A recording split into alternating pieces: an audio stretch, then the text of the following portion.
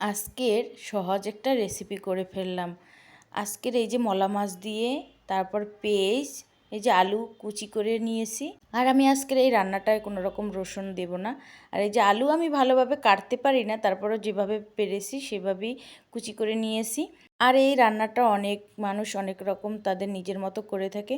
কেউ মশলা কষিয়ে তারপর মাছ আলু দিয়ে দেয়, আমি হাতে মাখিয়ে করি। অনেকে আবার আমার মতো হাতে মাখিয়েও রান্না করে।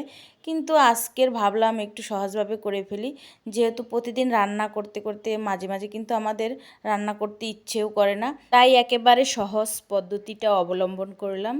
পেঁয়াজ, হলুদ, মরিচ, লবণ দিয়ে তেল দিয়ে সুন্দর করে মাখিয়ে বসিয়ে দিব। এখন মাঝে মাঝে কোথাও ঘুরতে বের হলে বাসায় এসে আর রান্না করতে ইচ্ছে করে না, আবার কোথাও নিমন্ত্রণ খেয়ে এসে রাতের বেলা আর বাসায় রান্না করতে ইচ্ছে করে না। আর যখন রান্না করতে ইচ্ছে করে না, তখন আমি কি করি, সহজ যে রেসিপি আছে সেই রেসিপিগুলো খুঁজতে থাকি। যেমন আলু ভর্তা, আলু ভর্তাটা আমার কাছে বেশ ভালোই লাগে। আর ডাল, আর না হয় এই ছোটো মাছ একেবারে মশলা মাখিয়ে বসিয়ে দিব কড়াইয়ের ভিতরে, আর না হয় মাছ ভুনা করে ফেলবো। এভাবেই সহজ রেসিপিগুলো তৈরি করে ফেলি। যে কোনো একটা পদ রান্না করি, যাতে ওই একটা পদ দিয়েই সব ভাতগুলো খাওয়া হয়ে যায়।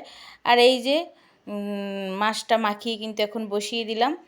এই যে সুন্দর করে এখন একটু জলও দিয়ে দিলাম। জলটার কারণে আলুটা মাছগুলো সুন্দরভাবে সিদ্ধ হতে থাকবে। কিছুক্ষণ ভালোভাবে এরকম ঢাকা দিয়ে রাখছি। কিছুক্ষণ পর ঢাকাটা তুলে মাছগুলো এরকমভাবে উল্টে পাল্টে দিতে হবে। তারপর আবার ঢাকা দিয়ে রাখবো। আমার মতো এরকমের কে কে এরকমের সহজভাবে রেসিপি তৈরি করে ফেলেন, কমেন্ট করে জানাবেন।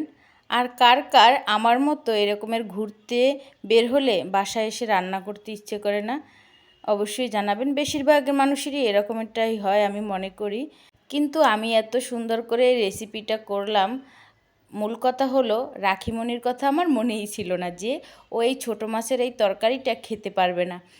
আমি যখন রান্না শেষ করে যখন গিয়ে বসলাম, বললাম ভাত খেয়ে নাও, তখন আমার মনে পড়লো যে ও কী দিয়ে খাবে, ওর তো এই ছোটো মাছের তরকারি খেতে পারবে না। কী করবো বলেন, যখনই ভাবি আজকে তাড়াতাড়ি একটা রেসিপি করে ফেলবো সহজ, আর তখনই একটা আমার ঝামেলা বেজে যায়। যখন একটা রেসিপি করা হয় তখন ওর জন্য আলাদা একটা রেসিপি করতে হয় আমার, কারণ আমি যে রেসিপিটা করি ওটাই তো অনেক পরিমাণ ঝাল দেই, আর ও তো ঝাল খেতে পারে না।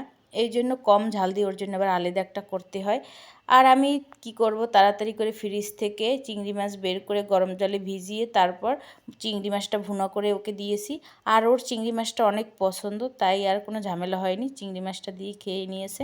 আর এই যে মলা মাছের চচ্চড়ি আমার হয়ে গেছে। এই যে মলা মাছের চচ্চড়িটা রান্না একটু টমেটো অথবা একটু ধনেপাতা দিলেও ভালোই লাগতো, কিন্তু সবগুলোই ছিল, কিন্তু ডিপ ফ্রিজে থাকার কারণে মনে ছিল না। ধন্যবাদ সবাইকে ধৈর্য ধরে ভিডিওটা দেখার জন্য। সবাই ভালো থাকবেন।